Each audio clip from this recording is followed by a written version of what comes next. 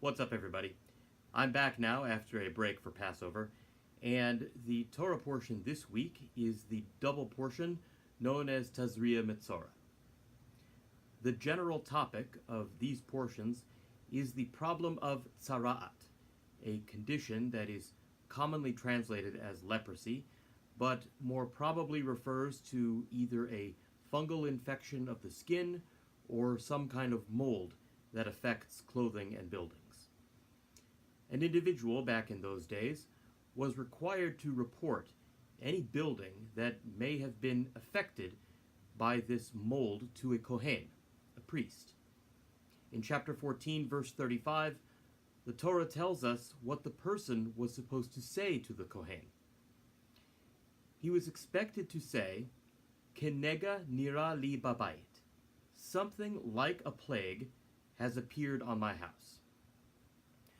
Note that the homeowner is not allowed to say, I definitely see a plague in my house. He's not permitted to express that kind of certainty because he's not qualified to do so.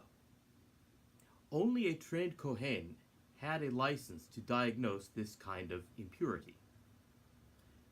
The homeowner is allowed to indicate his suspicion, but he was required to buffer that suspicion with language that indicates doubt or uncertainty. The owner would have said something like, I'm not sure what is on my house. It may be a plague, it may be something else, but whatever it is, I think you should come take a look at it. Rashi says that even if the homeowner is a learned sage and knows for sure that it is a plague, he is not allowed to declare his certainty. The owner's opinion in this case is irrelevant.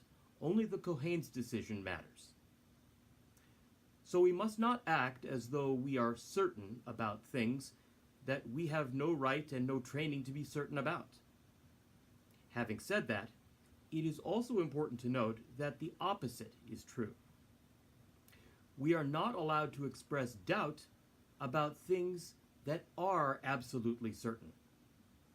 Today, Monday, April 24th, is Yom HaShoah, Holocaust Remembrance Day.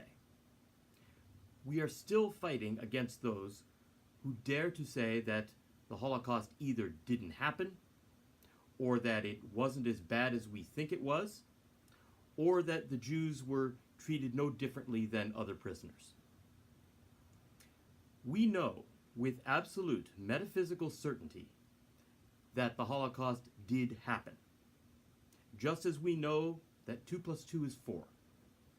We know that the Shoah was unimaginably horrific.